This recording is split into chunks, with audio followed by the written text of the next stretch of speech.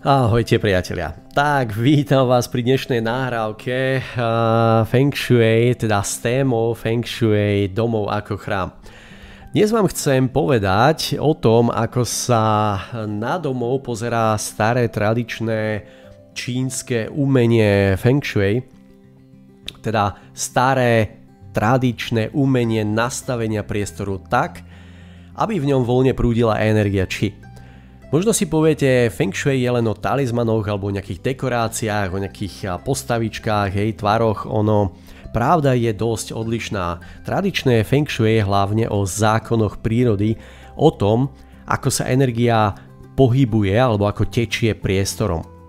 Keď tieto zákony rešpektujeme, cítime sa doma pokojne, zdravo a tvorivo. Základné pravidlo hovorí, Qi je ako voda. Ak tečie plynulo, prináša život. Ak sa zastaví, začne sa kaziť. V dome to znamená vyhnúť sa hromadeniu vecí, blokovaniu ciest, rôznym nábytkom alebo proste neporiadkom v priestore. Čiže prakticky niečo ako chodby nech sú prázdne a prechodné, nábytok nestávajte tak, aby blokoval dvere alebo okná, pravidelne vetrajte, aby sa energia obnovovala. Takto sa vyhnete stagnácii Qi, ktorá prináša únavu a chaos v hlave. Vchod do domu je vo Feng Shui nazvaný ústami Qi. Odtiaľ prichádza energia dovnútra. Ak je vchod preplnený topánkami, reklamnými taškami alebo tmavý, energia sa hneď na začiatku zasekne. A prakticky to vyzerá asi tak, že je veľmi dôležité udržovať vstupný priestor do domu, do bytu čistý, svetlý, voňavý. Odstráňte zbytočné predmety, pridajte rastlinku alebo jemné svetlo. Vchod je vizitkou domu, ale aj vizitkou toho, ako do života púšťate nové príležitosti. Feng Shui pracuje s cyklom drevo, oheň, zem, kov, voda. Toto už poznáme našich 5 elementov. Každý z týchto prvkov je energia, ktorú cítime cez tvary, farby, materiály, ale aj rôzne situácie životné. Prakticky to vyzerá asi takto. Drevo, sú to nejaké rastlinky, zelená farba, vertikálne tvary. Podporuje rast a nové začiatky v živote. Oheň, napríklad sviečky, červená farba, ostré tvary, dodáva vášeň a aktivitu. Zem, keramika, žlté a hnedé tóny, stabilné tvary, prináša istotu.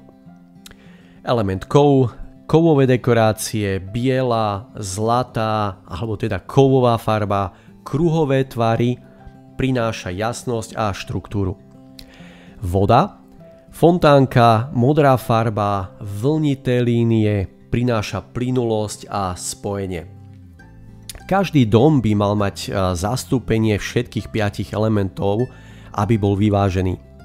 Feng Shui hovorí aj o rovnováhe yin a yang, teda jemnej mäkkej energie a aktívnej jasnej energie.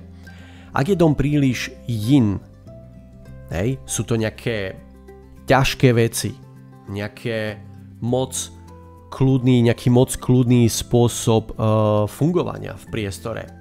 Cítime lenivosť a únavu. Ak je príliš yang, čiže veľa svetiel, ruchu, ostrých farieb, veľa aktivity, cítime nepokoj. Ale samozrejme nás to aj vyzýva do akcie. Prakticky v spálni uprednostnite yin. Mäkké farby, tiché prostredie, minimum elektroniky. V obývačke alebo pracovní si doprajte viacej yang, nejaké svetlo, jasné farby, ale veľmi dôležitý poriadok. Týmto vyrovnávate náladu priestoru so svojimi potrebami.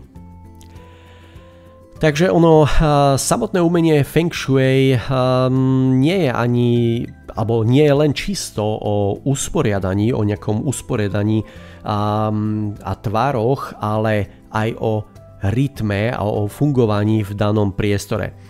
Či sa obnovuje, keď sa o priestor staráme. Čiže prakticky to vyzerá asi takto. Ráno otvorte okná a vpustíte svetlo. Uslaná posteľ aktivuje Qi pokoja na celý deň. Večer pred spaním odložte všetko na svoje miesto. Tým symbolicky uzatvárate cyklus dňa. Tieto malé kroky sú mikro Feng Shui, jednoduché, ale silné. Vo Feng Shui platí, ako vyzerá dom, tak vyzerá aj život jeho obyvateľov. Ak je dom plný chaosu, chaos sa ukáže aj vo financiách, vo vzťahoch alebo v mysli. Ak je dom čistý a harmonický, prenáša sa to aj na naše rozhodnutia. Čiže zasa prakticky začnite malými krokmi. Napríklad kuchyňou alebo pracovným stolom, venujte pozornosť miestam, kde trávite najviac času, sledujte, ako sa mení vaša nálada, keď vy meníte váš priestor. Takže prečo vlastne spájam nás alebo Destination Blue za Feng Shui a s nejakou čistotou energie? Pretože rovnako ako spájame, alebo rovnako ako sa staráme o prírodu a jej čistotu, mali by sme sa starať aj o svoj dom. Dom je náš malý ekosystém. Keď v ňom voľne prúti či, cítime sa napojení na prírodu, aj keď sme v meste.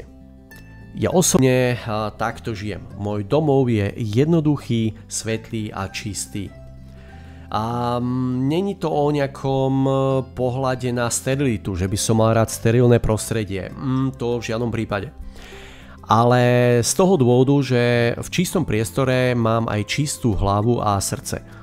A to je základ pre našu prácu v Destination Blue. Takže na záver, ak chcete mať domov, ktorý vás podporuje, pamätajte na tieto hlavné princípy Feng Shui.